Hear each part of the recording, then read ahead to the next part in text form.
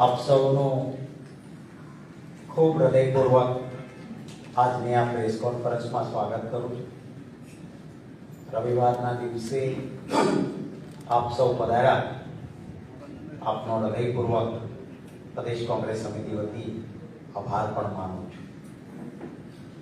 કોંગ્રેસ વિધાનસભા પક્ષના ઉપનેતા ભાઈ શ્રી શૈલેષભાઈ પરમાર, ભાઈ શ્રી મનીષભાઈ દોશી, ભાઈ શ્રી વિમલભાઈ, ભાઈ શ્રી હેમાંગભાઈ, ભાઈ શ્રી બળદેવભાઈ ધોની, ભાઈ શ્રી રાજેન્દ્રભાઈ, ભાઈ શ્રી રાજેશભાઈ બ્રહ્મભટ્ટ, ભાઈ કાદરીજી, ભાઈ નિકુંજ બલ્લર અને પ્રેસ અને મીડિયાના સાથીઓ, આપની સૌની વચ્ચે આજે કેટલાક સરકારના પરિપત્રોની કોપી મેં આપને આપી છે. એ પરિપત્રોની કોપીની સાથે ભાજપના એક મહાકાય ભ્રષ્ટાચારના ષડયંત્રની વિગતો આપની પાસે રજૂ કરીશ.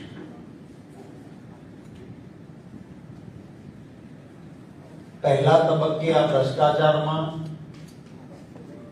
3 અબજ અને 50 કરોડ રૂપિયા પ્રજાની તિજોરીને નુકસાન અને ભ્રષ્ટાચાર.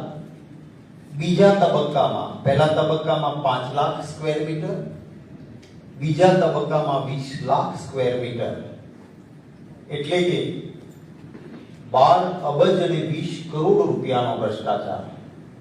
થોડી આંકડાકીય માહિતી છે, પ્રિન્ટના મિત્રોને હું રિટર્ન મારી પ્રેસ નોટ પણ આપીશ, એટલે આપણે કદાચ લખવાની તકલીફ નહીં હોય તો પણ ચાલે. એનો ભ્રષ્ટાચાર થયો છે. ભારતીય જનતા પાર્ટીએ ચૂંટણી સમયે કહ્યું હતું, ભરોસાની ભાજપ. આ સિલસિલાબંધ હકીકતો પછી ને વારંવાર આવતી આ બાબતો પછી કહેવું પડે કે ભરોસાની ભાજપ નહીં, ભ્રષ્ટાચારની ભાજપ. મારે અત્યંત દુઃખ સાથે કહેવું પડે છે,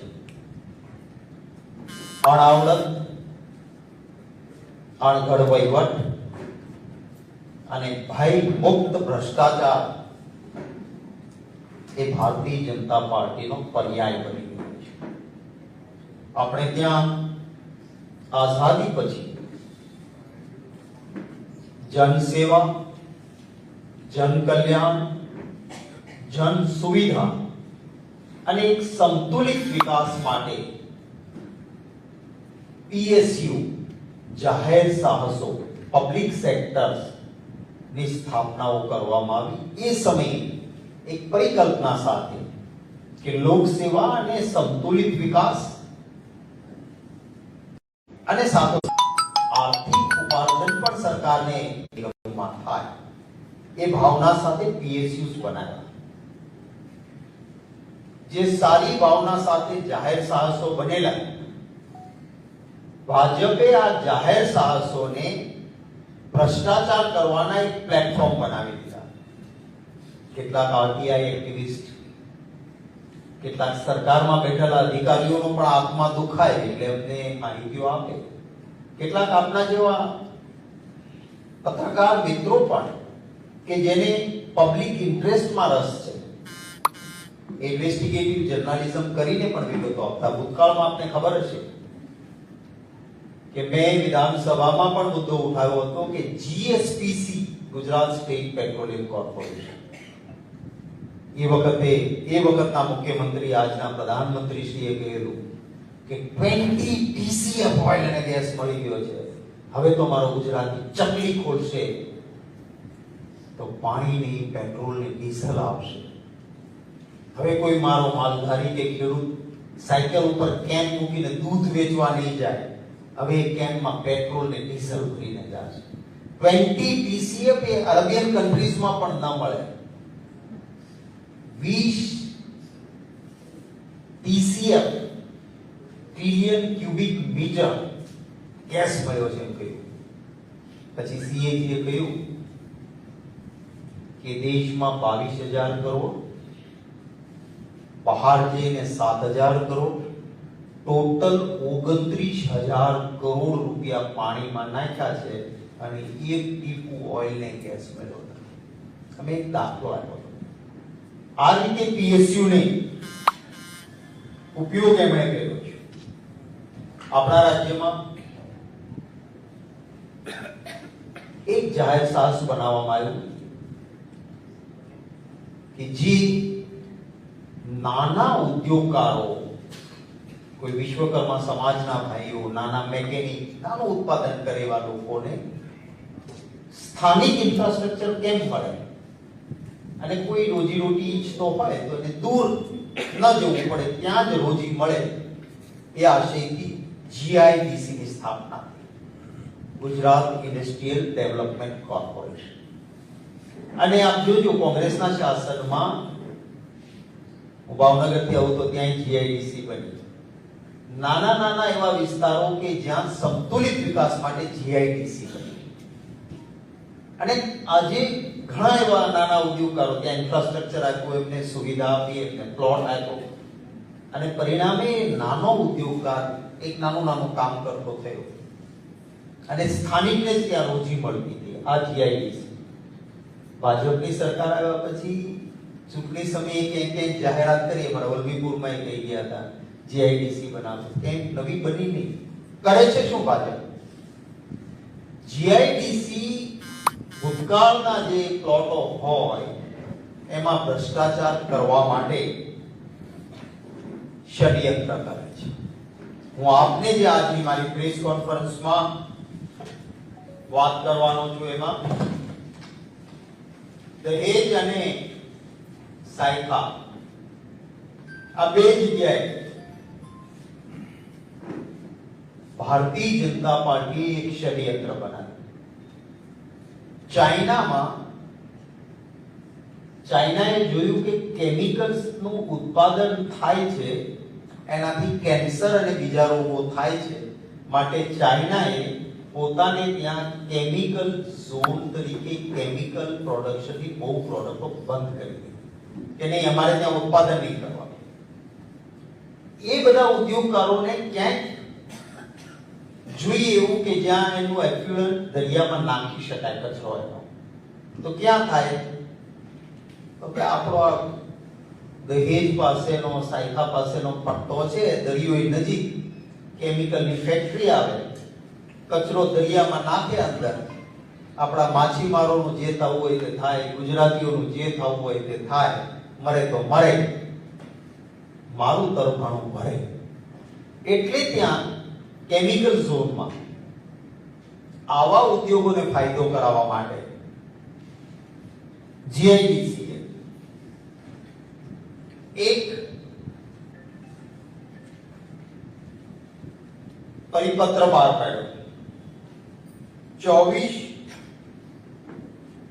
એપ્રિલ 2023 ના રોજ, તમે જોજો, 24 એપ્રિલ 2023 ના રોજ એક જાહેરાત આપી કે ભાઈ અમારે પ્લોટો આપવાના છે 2000 વારથી માંડીને 10,000 વાર સુધીના, તમારી અરજીઓ આપો. પુષ્કળ અરજીઓ આવી એટલે ખબર પડી ગઈ કોને કોને રસ છે, એનું લિસ્ટ તૈયાર થઈ ગયું કે ભાઈ આટલા જણાને પ્લોટ જોઈએ છે. જીઆઈડીસી ની ભૂતકાળથી ચાલી આવતી નીતિ એવી છે કે જીઆઈડીસી શરૂઆતમાં કાંઈ ન હોય ત્યારે ઉદ્યોગ ત્યાં નાના આવે, એટલા માટે શરૂઆતના તબક્કે બેઠા ભાવે અરજી લો, જંત્રીના ભાવે પ્લોટ આપો. પરંતુ એક હદથી વધારે ડેવલપ થઈ જાય એટલે એને સ્ટેચ્યુરેટેડ ઝોન કહેવાય. અને એટલે કે સંતૃપ્ત ઝોન. ભાઈ અહીંયા તમારો વિકાસ હવે આટલો થઈ ગયો છે તો હવે બેઠા ભાવે ના અપાય, હવે જાહેરાત આપો, સ્પર્ધા કરાવો અને સરકારને 1 રૂપિયો પણ વધારે મળતો હોય તો એ રૂપિયો વધારે લઈ અને હરાજીથી આપો. આ નીતિ. આપણે શું કર્યું પહેલા કે અમારે બેઠા ભાવે આપવા છે અને એટલે આ સેચ્યુરેટેડ ઝોન નથી, અરજીઓ આપો. 24 એપ્રિલ 2023 ના રોજ દહેજ અને સાયખા માટે આવી અરજીઓ માંગી. એ પછી ખબર પડી ગઈ આટલા લોકોને રસ છે કે આ તો બહુ બધા છે, આમાં આપણને ફાયદો થશે. એટલે શું કર્યું એમણે, મેં આપને એક પરિપત્રો સરકારના આપ્યા છે. આપ જરા એને આ પરિપત્રો છે એનું પહેલું પાનું જુઓ. પહેલા પાનામાં લખ્યું છે 27/7/2023. એપ્રિલ મહિનામાં માંગ્યું અરજીઓ, 3 મહિના પછી આ પરિપત્ર બહાર પાડ્યો. આ પરિપત્રમાં એવું કહ્યું કે ભાઈ જે આ અરજીઓ છે ને એ તમારી આવી છે, પણ આ તો હવે સેચ્યુરેટેડ ઝોન છે, સંતૃપ્ત ઝોન છે, માટે હરરાજી વગર આપી શકાય નહીં. અને હરરાજીનો બેઠો ભાવ છે એ ઔદ્યોગિક ભાવ એટલે કે જંત્રીનો ભાવ પ્લસ 20%, એનાથી નીચેથી હરરાજી શરૂ જ ના થાય. અને સેચ્યુરેટેડ ઝોનમાં તમને ફળવાનું હોય તો પણ જ્યાં સુધી કામ શરૂ ન કરો ત્યાં સુધી તમારા નામે ન થાય, આવી કડક શરતો છે. અને જેટલી અરજી આવી હતી એ બધી અમે રદ કરીએ છીએ. એટલે પહેલા લોકો જે અરજી કરી હતી બધાનું લિસ્ટ આવી ગયું હતું, બધા દોડાદોડી ચાલુ કરી કે સાહેબ આ તો હરરાજી થાય તો 10,000 રૂપિયા વાર ના થાય, અને તમે બેઠા આપી દેશો તો જંત્રી પ્રમાણે 2,870 રૂપિયા થાય. દર ચોરસ મીટરે 7,000 કરતા વધારે રૂપિયા સરકારને મળશે. એટલે આ ભાજપના મળતિયાઓએ અરજીઓ વાળાને કીધું બોલો, દર ચોરસ મીટરે 7,000 સરકારમાં ભરવા છે કે અમે કઈક રસ્તો કાઢી આપીએ. પહેલા 5 લાખ ચોરસ મીટર આપવાની છે જમીન, પછી અમારે 20 લાખ ચોરસ મીટર આપવાની છે. તમારું જો મોબાઈલ છે ને, હું કાલ કરતો હતો, આમ ઉભો રાખીને કેલ્ક્યુલેટરમાં ગણીએ ને કે 5 લાખ ચોરસ વાર અને 20 લાખ ચોરસ વાર એટલે 25 લાખ ચોરસ વાર ગુણ્યા 7,000 રૂપિયા. તો મોબાઈલ આડો કર્યો અને કોમ્પ્યુટરમાં એક કેલ્ક્યુલેટર ચાલુ કરીને ગણ્યું એટલે ખબર પડી કે પહેલા તબક્કે 5 લાખ ચોરસ મીટરમાં 3,50 કરોડ રૂપિયા સરકારની તિજોરીમાં નહીં નાખવાના, ખાઈ જવાના. બીજા તબક્કામાં 20 લાખમાં 12,200 કરોડ રૂપિયા સરકારની તિજોરીમાં નહીં. આ કરવા માટે શું કરવું પડે કે ઓલો સેચ્યુરેટેડ ઝોન જાહેર કર્યો હતો ને એ કેન્સલ કરવો પડે. એટલે એપ્રિલ મહિનામાં અરજીઓ મંગાવી કે લાવો અરજીઓ, જુલાઈ મહિનામાં કીધું કે હવે બેઠા ભાવે અપાય નહીં, આ સેચ્યુરેટેડ ઝોન થઈ ગયો, બધાને વહીવટ નક્કી થઈ ગયો. એટલે મેં આપને આ બીજો પરિપત્ર આપ્યો છે. આ સરકારી કાગળો છે. આ પરિપત્ર 8 ફેબ્રુઆરી 2024 નો 7મા મહિનાથી ફેબ્રુઆરી સુધીમાં વહીવટ થયો 2024 સુધીમાં, અને 6 મહિનામાં સરકારે બીજો પરિપત્ર જીઆઈડીસી બહાર પાડે છે કે ના ના હવે આ સેચ્યુરેટેડ ઝોન નથી, અમે આ બધું ભેગું કરીને ગણતરી કરી લઈશું અને હવે સેચ્યુરેટેડ ઝોન નહીં એટલે હરરાજી કરવાની નહીં, બેઠા ભાવે આપવાની એટલે 2,780 માં આપવાની. આ જ જગ્યાએ 2 વર્ષ પહેલા એશિયન પેઇન્ટ્સે જમીન લીધી, એને 8,000 કરતા વધારે રૂપિયા સ્ક્વેર મીટર લીધી. મેં તપાસ કરાવી કે એટલું ઇન્ફ્રાસ્ટ્રક્ચર સારું છે એશિયન પેઇન્ટ્સ કરતા, મિનિમમ 10,000 રૂપિયા ચોરસ વારના મળે. ઝઘડિયામાં અને આજુબાજુ વિસ્તારમાં જ્યાં કોઈ ઇન્ફ્રાસ્ટ્રક્ચર એટલું સારું નથી જેટલું સાયખામાં ને દહેજમાં છે, ત્યાં આગળ 2022માં હરરાજી થઈ. 2022માં હરરાજી થઈ, ત્યાં 8,000 અને 9,000 રૂપિયા ચોરસ મીટરના ઉપજ્યા. તો અહીંયા કેમિકલ ઝોન ડેવલપ્ડ ઝોનમાં કેટલા પૈસા આવે તમે કલ્પના કરો. એક ગુજરાતી તરીકે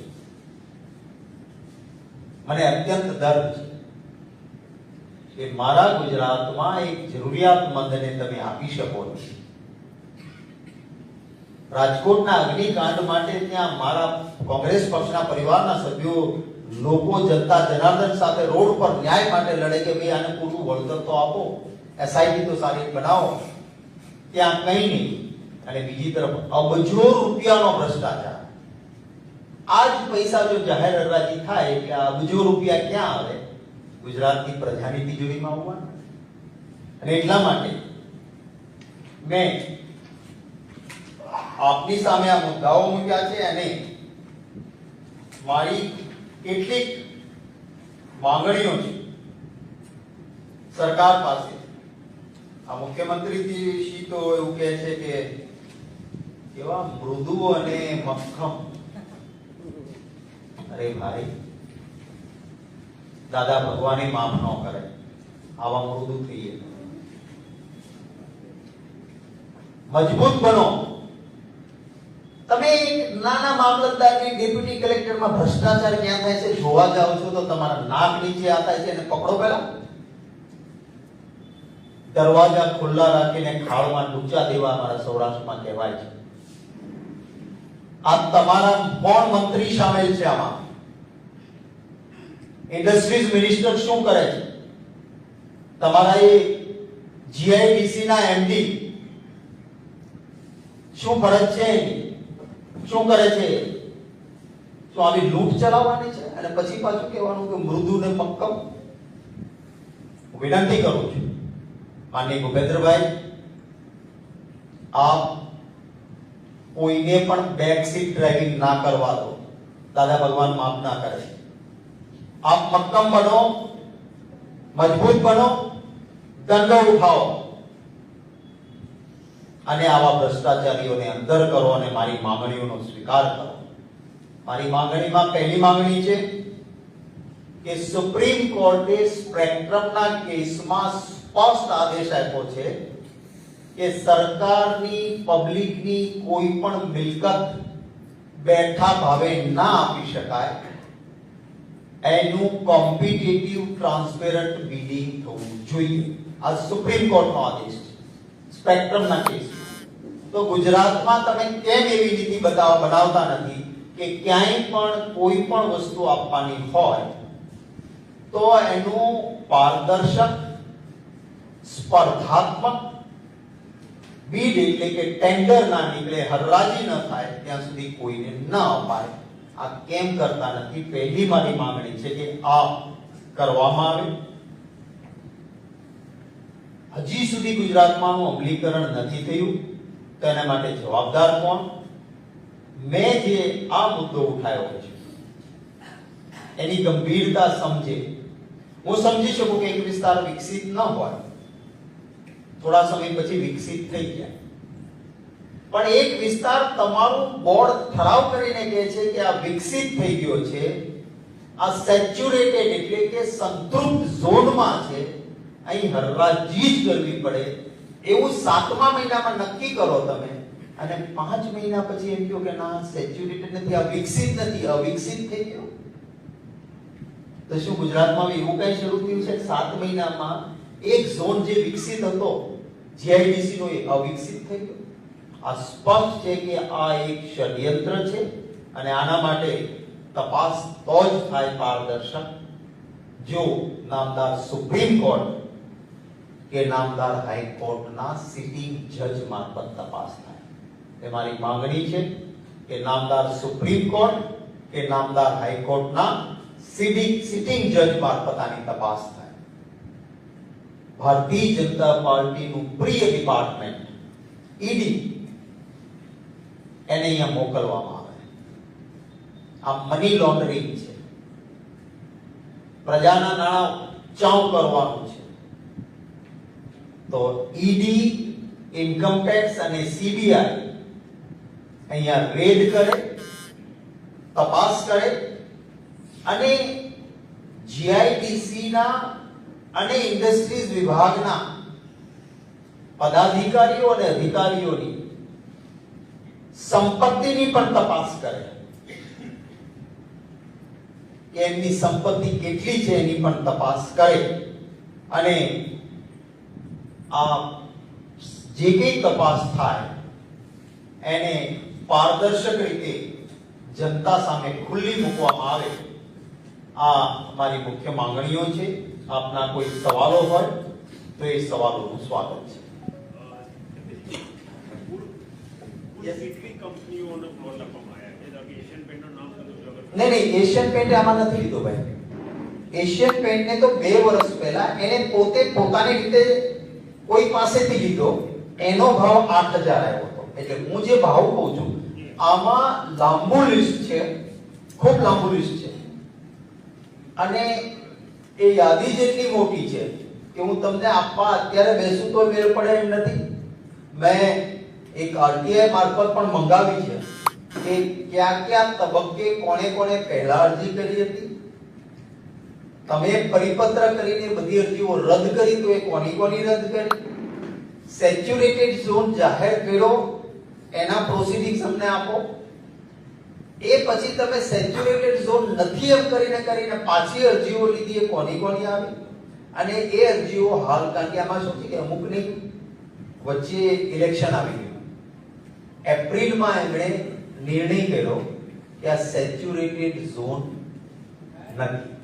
પછી આચાર સંહિતા આવી એટલે કેટલીક હજી ફાઇલો પણ ચાલે છે અને એનું કમ્પ્લીટ વિગત આરટીઆઈમાં અમે પણ માંગી છે. હું આપને પણ થોડું ઇન્વેસ્ટિગેટિવ જર્નાલિઝમ કરવાનું કહું છું કે આપ પણ કેટલીક હવે તો કદાચ આખો જે વિતરણ બાકી હશે એમાં તો પ્રેસ કોન્ફરન્સ એક અડીંગા સમાન બનશે અને ગુજરાત રાજ્યના મુખ્યમંત્રી અને કોઈ કહ્યું છે સાચું કે ખોટું ખબર નથી તો ભૂપેન્દ્રભાઈ જ કહી શકે કે આની ફાઇલ જ્યારે મોકલાણી ત્યારે એમણે ના પાડી કે જે કરવું એ જીઆઈડીસી કરે, હું સહી નહીં કરું. પણ આ મૃદુતા ન રાખવી જોઈએ. ફાઇલ મંગાવીને પોતે આવા પ્રકારના ભ્રષ્ટાચારને રોકવો જોઈએ. તમે એ પણ વાત કરી કે જે સોરી એક મિનિટ, તમે એ પણ વાત કરી કે જે એપ્રિલ પછીનો જે સમયગાળો હતો એમાં ભાજપના મરાઠિયાઓએ જે પણ કોઈ લોકો અરજી કરતા હતા એમની સાથે વાટાઘાટો કરી માંડવણી કરી આપીને સસ્તા ભાવે જમીન ફાવી. એ કયા નેતાઓ હતા અને કયા કાર્યકરો હતા અને કયા હોદ્દેદારો હતા એ નામ આપો. આ તપાસનો વિષય છે એટલા માટે હું નથી પડતો અને એટલા માટે જો કંઈક બહુ ભાજપવાળા દૂધના ધોયેલા હોય તો એમણે ટ્રાન્સપેરન્ટ સુપ્રીમ કોર્ટ કે હાઈકોર્ટના જજ મારફત તપાસ આપવી જોઈએ. હું કોઈના પર આક્ષેપ કરું એના કરતા તપાસના અંતે એ નામો બહાર આવે. મારા પાસે છે માહિતી, પરંતુ એ માહિતી માટે જે મારી પાસે આક્ષેપ કહેવાય એના બદલે મારી માંગણી છે કે તમે દૂધે ધોયેલા છો ભાઈ, ચલો મારી વાત બધી જ ખોટી છે તો હાઈકોર્ટ કે સુપ્રીમ કોર્ટના જજ મારફત મુકાવો અને ચેલેન્જ કરું છું જો આમાં સિટિંગ જજ હાઈકોર્ટ કે સુપ્રીમ કોર્ટ મારફત તપાસ થાય અને જો એ કહે કે આ બધું જ બરાબર હતું, પહેલા સેચ્યુરેટેડ ઝોન કરવો અને પછી અનસેચ્યુરેટેડ, આ બધું જ બરાબર છે એમ કહી દે તો જે પંચનો તપાસ પંચનો ખર્ચ થશે એ મારી પાર્ટી ભોગવશે. એક છેલ્લો સવાલ આ જ રીતે કે 7મા મહિનામાં પહેલા અધિકારીઓ ના પાડ્યું, પછી પાછું 5 મહિના પછી અધિકારીઓ કહ્યું તો આનો ચર્ચો કે આપ તો સરકારમાં હતા કે આનો પાવર મંત્રીશ્રીને હોય, અધિકારીઓ એકવાર ના પાડ્યા પછી જો એમાં સુધારો કર્યો હોય તો એના માટે નહીં કિશોરભાઈ, તમે ખૂબ કવર કર્યા છે આ બધા નિગમોમાં. આનું જે મંડળ જીઆઈડીસી નું વહીવટી સંચાલન મંડળ હોય છે જેમાં ઉપાધ્યક્ષ બોર્ડ, એ બોર્ડે પહેલા ઠરાવ કર્યો ફાઇલ મંગાવી કે આ તો સેચ્યુરેટેડ ઝોન. પહેલા બોર્ડ કહે છે કે અરજીઓ મંગાવો, અરજીઓ આવી ગઈ, સ્પર્ધાવાળી થઈ ગઈ, ખૂબ લોકોને જોઈએ છે, ડિમાન્ડ અને સપ્લાયમાં સ્પર્ધા છે, ડિમાન્ડ વધારે છે, સપ્લાયમાં ફાયદો ક્યાંથી કેમ કરાય બધું અરજીઓ આવી ગઈ. આવ્યા પછી એને એક નિર્ણય કર્યો કે ના અરજીઓથી ન થાય, આ તો સેચ્યુરેટેડ ઝોન છે, બધી અરજીઓ રદ કરવામાં આવે છે. એટલે સ્વાભાવિક અરજી કરનારા વાળા દોડે, લિસ્ટ તો હતું જ, જેણે અરજી કરી તેનો સંપર્ક કે જુઓ સેચ્યુરેટેડ ઝોન એટલે જાહેર હરાજી થાય તો તમને 10,000 રૂપિયા સ્ક્વેર મીટર પડે કે 12,000 પડે. અમારે બેઠા આપવાનું છે તો 2780 માં 2780 માં આપી શકીશું. બોલો તમે બધા ભેગા થઈને વહીવટ કરો તો અમે પાછું આને સેચ્યુરેટેડ માંથી નોન સેચ્યુરેટેડ કરી દઈએ અને હરાજી વગર આપીએ. એ વહીવટ ચાલ્યા પછી ફરી સંચાલક મંડળ એનું એ જ જાય છે અને એ નિર્ણય કરે છે. અધિકારી નથી કરતો, મંડળ કરે છે, બોર્ડ. મંડળમાં સાહેબ પોલિસી નગર નિર્ણય કરવાનો તો મંત્રીની મંજૂરી જોઈએ કે આમાં કોઈ ચેરમેન તો પોલિટિકલ છે જ નહીં, બધા સરકારી અધિકારી. બિલકુલ મંત્રી મારી માહિતી પ્રમાણે મળવું છે ને આપવું જ આવશે. મુખ્યમંત્રી શ્રી જે છે એ સ્પષ્ટતા કરે. મને ખબર નથી, મને કોઈ અધિકારીએ કહ્યું કે સાહેબ સીએમઓ સુધી આ ફાઇલ ગઈ. સીએમઓ એ કહ્યું કે આમાં અમારે પડવા નથી થતું, તમારી રીતે તમે, કારણ મૃદુ છે ને એટલે એમણે હા કે ના કાંઈ ન કહેવું પડે. ફાઇલમાં કંઈ લખ્યું જ નહીં. કાંઈ લખ્યું ને પાછી મોકલી દીધી તમારી કક્ષાએ નિર્ણય કરો. પરમસિંહ રાજપૂતે લખ્યું. એટલે એ તપાસનો વિષય છે. અને કોંગ્રેસના સંસ્કારોમાંથી ગયા. ના, કોંગ્રેસના સંસ્કારો વાળા લાખો ટકી રહ્યા છે. જેનામાં ગરબડ હતી એટલા આંગળીના વેઢે ગણાય એટલા જ ગયા છે. આટલા વર્ષો પછી પણ જે સાચો કોંગ્રેસી છે એ વેચાનો નથી કે ડર્યો નથી અને ડરશે પણ નહીં ને વેચાશે પણ નહીં. આંગળીના વેઢે ગણાય વાત થોડા ગયા છે અને એ લોકો વાયરસ એમનો જે છે એ જ્યાં જાય ત્યાં રાખે છે ને. યસ, આ એક કરી પછી હા. આપે કહ્યું કે જીઆઈડીસી નો જે પર્પઝ હતો એ જે નાના નાના ઉદ્યોગકારો છે એમને પ્લેટફોર્મ મળી રહે એ માટે નહોતો. તો આ રીતે જો 10,000 સ્ક્વેર ફીટ એ પ્રકારની હરાજી થાય તો આ જે પર્પઝ સોલ્વ થાય છે કે પછી મોટા માથાઓ જ આ જમીન લઈ શકે? એટલે જ થાય છે કે મારી વાત એવી છે કે આનો જે મુખ્ય ઉદ્દેશ હતો એ એક સંતુલિત વિકાસનો હતો. અને એટલા માટે આપણે શું કરતા હતા કે ભાઈ વિકસિત વિસ્તારમાં જીઆઈડીસી ની જરૂર નથી. નાનો વિસ્તાર છે, જિલ્લો છે જે અવિકસિત છે ને ત્યાંના નાના નાના ઉદ્યોગકારો, કોઈ વિશ્વકર્મા સમાજના, કોઈ મિકેનિક, કોઈ વેલ્ડર, કોઈ નાની વસ્તુઓ બનાવનારો, એને એક પ્લેટફોર્મ મળે અને ત્યાં રોજી કરનારા માણસને દૂર ન જવું પડે, એને ત્યાં રોજી મળે. આ જીઆઈડીસી નો હેતુ હતો. આવી જીઆઈડીસીઓ અનેક જગ્યાએ ડિમાન્ડ તાલુકા મથક પર પેન્ડિંગ છે, સરકાર કરતી નથી. ચૂંટણી સમયે જાહેરાત કરે કે અહીંયા અમે જીઆઈડીસી બનાવીશું, નથી કરતી.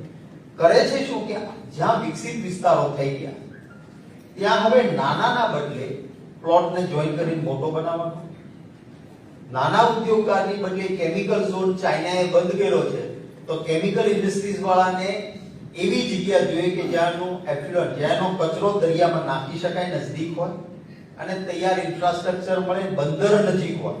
કે હવે ચાઇનાને કેમિકલની જરૂર પડશે અને પ્રોડક્શન બંધ કરાવી દીધું તો ચાઇનાને કેમિકલ જોઈએ તો દરિયાઈ રસ્તે ચાઇના જવું હોય તો એવી જગ્યાએ મળે પ્લોટ કે તરત બાજુમાં પોર્ટ હોય.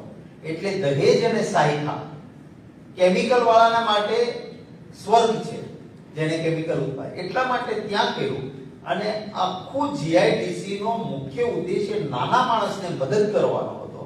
એના બદલે ભયમુક્ત ભ્રષ્ટાચાર, મોટા માથાઓને મદદ અને સામે હું તો જી કહું છું કે આ કેમિકલ ઝોન ચાઇના જેવો કન્ટ્રી જ્યાં બંધ કરતો હોય ને એ જ ઇન્ડસ્ટ્રીઝ અહીંયા આવતી હોય. આજે પણ મારા ગુજરાતમાં પર્યાવરણની રક્ષા નહીં કરવાના કારણે કમ્પેર ટુ અધર સ્ટેટ, બીજા રાજ્યોની સરખામણીમાં અમુક એવા રોગો આપણા ગુજરાતમાં વધ્યા છે. નહીતર આપણો ગુજરાતી છે એ તંદુરસ્ત ગુજરાતી ગણાતો, એની એવરેજ લાઈફ સ્પેન ગણો તો બીજા કરતા સારી હતી. એ આ છેલ્લા 24-25 વર્ષમાં બિલકુલ બેફામ ઇન્ડસ્ટ્રીયલિસ્ટ એટલે ઉદ્યોગપતિઓની માફિયાગીરી, એને કોઈ પર્યાવરણની રક્ષા નહીં કરવાની, એના કારણે આ સ્થિતિઓ થઈ છે. યસ કિશોરભાઈ, ટોટલ એમાં શું છે કે પ્લોટની સંખ્યા એટલા માટે કે ફર્સ્ટ પેજમાં એ લોકો 5 લાખ અને ઓડ ચોરસ સ્ક્વેર મીટર આપવા માંગે છે. સેકન્ડ ફેઝમાં 20 લાખ ચોરસ મીટર. હવે એમાં પ્લોટની સાઈઝો છે એ અમુક જગ્યાએ પ્લોટિંગ કર્યું છે, અમુક જગ્યાએ કર્યું પણ નથી. અરજીઓ આવ્યા પછી કારણ કે એમાં ઓપન સ્કીમ રાખવાની. એટલે હવે તો શું થઈ ગયું, હરાજી કરવાની નથી. એટલે તમે કહો મારે 10,000 જોઈએ છે, કિશોરભાઈ કે મારે 2,000 જોઈએ છે, તો તમારા વહીવટને અનુરૂપ પ્લોટ કરવો પડે ને ભાઈ. બાપુ, આપણે કીધું કે મોટા ઉદ્યોગપતિને ફાયદો કરવા માટે, તો મારી જાણ મુજબ તો અદાણીની ફૂલ-પેડ ઓફિસ બેઇજિંગમાં છે.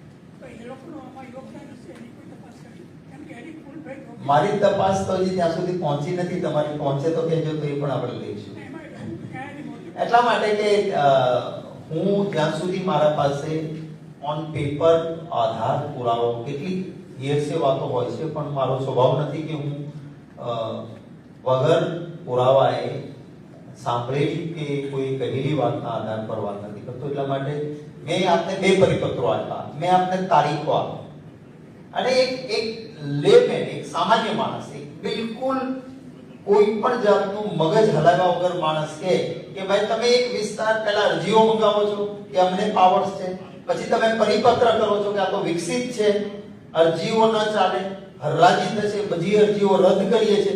5 મહિના પછી કહો છો ના ના ના ના આ છે એ વિકસિત નથી, અહીંયા તો અમને પાવર્સ છે એટલે હરાજી નહીં કરીએ, 2780 માં આપી દઈશું, એટલે 12000 નહીં દેવાના. આ એક ચોખ્ખો ઓપન એન્ડ શટ કેસ છે.